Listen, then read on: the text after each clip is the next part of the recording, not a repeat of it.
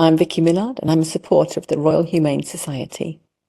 I would like to share a story of great bravery with you from 1953, which the Royal Humane Society recognised with a silver medal. To set the wider time context, this was the same year when Queen Elizabeth II had her coronation. It was the year the three-dimensional structure of DNA was discovered. We saw the first ascent of Mount Everest, the first colour television was produced, and the Korean War ended. Now, this story appeals to me as it was a real team effort of bravery, where two people disregarded their safety in order to help a young man survive. So let's begin. On the 21st of March 1953, Mr. Graham, a 20-year-old mining student, was exploring a disused mine shaft in old workings with a companion at Cligger Shaft in Perranporth, Cornwall. After being about for 80 feet down for an hour, Mr. Graham decided to join his companion, who had remained at the top.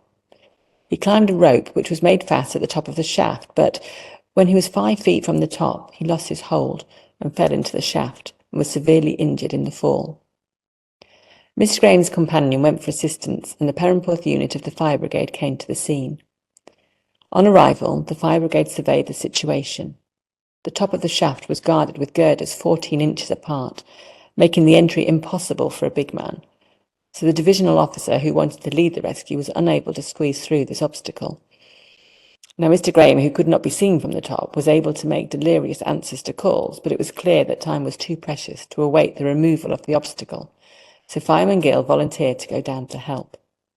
About 50 feet down the shaft was a platform of granite, from which the working sloped away at an angle of about 50 degrees, and Mr. Graham was in this.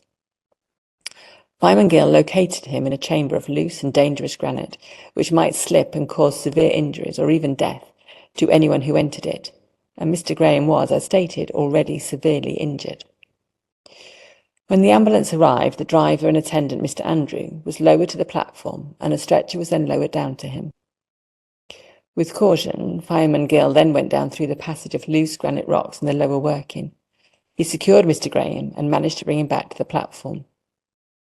Mr. Graham was bleeding from his injuries but was still conscious, and it was decided that Mr. Graham was sufficiently in possession of his faculties to assist in the rescue, so morphine was not used and he was put on the stretcher. The position was still of considerable danger, as falling rocks and stones endangered all three of the men. Fireman Gill and Mr. Andrew accordingly stood over Mr. Graham and took the fall of stones on themselves to prevent further injuries to Mr. Graham, and they continued to do this until he was hauled clear.